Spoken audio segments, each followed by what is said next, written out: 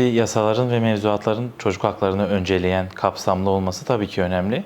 Ama bundan daha önemli olan husus bunların ne kadar uygulanabildiği.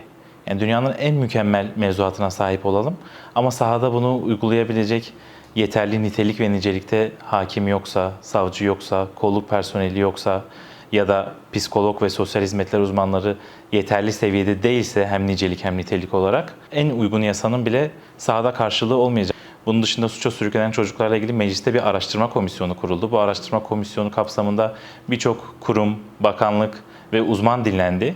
Aslında dinlenen herkes, bakanlıklar, devlet mekanizmaları dahil olmak üzere sadece ceza artırmanın hiçbir çözüm olmadığını, daha kapsayıcı çözümlere yönelmesi gerektiğini bahsetti.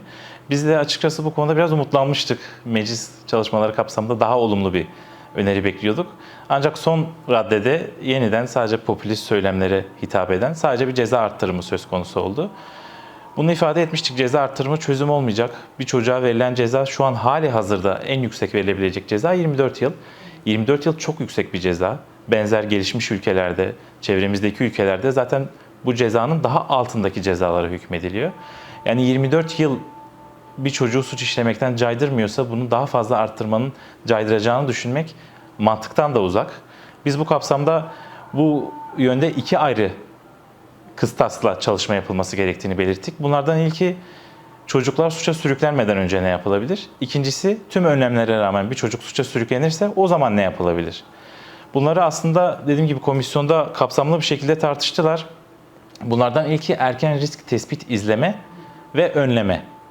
Bu nedir? Bakanlıklar arasında bir entegre sistem kurulması, özellikle aile sosyal hizmetlerin öncülüğünde, Milli Eğitim'in dahil olduğu, Gençlik Spor'un dahil olduğu, Adalet ve İçişleri Bakanlığı'nın dahil olduğu, yine Sağlık Bakanlığı'nın dahil olduğu bir sistem kurulabilirdi.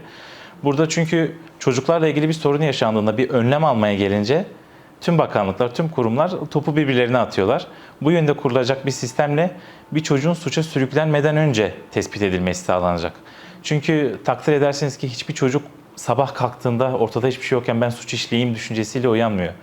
Hayatta her şeyin olduğu gibi bunun da bir nedeni var.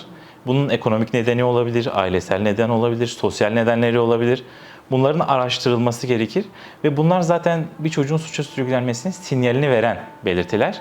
Bunları erken aşamada tespit etmek önemli. Bu bahsettiğim her şeyi aslında devlet kurumu ve bakanlıklar da farkında.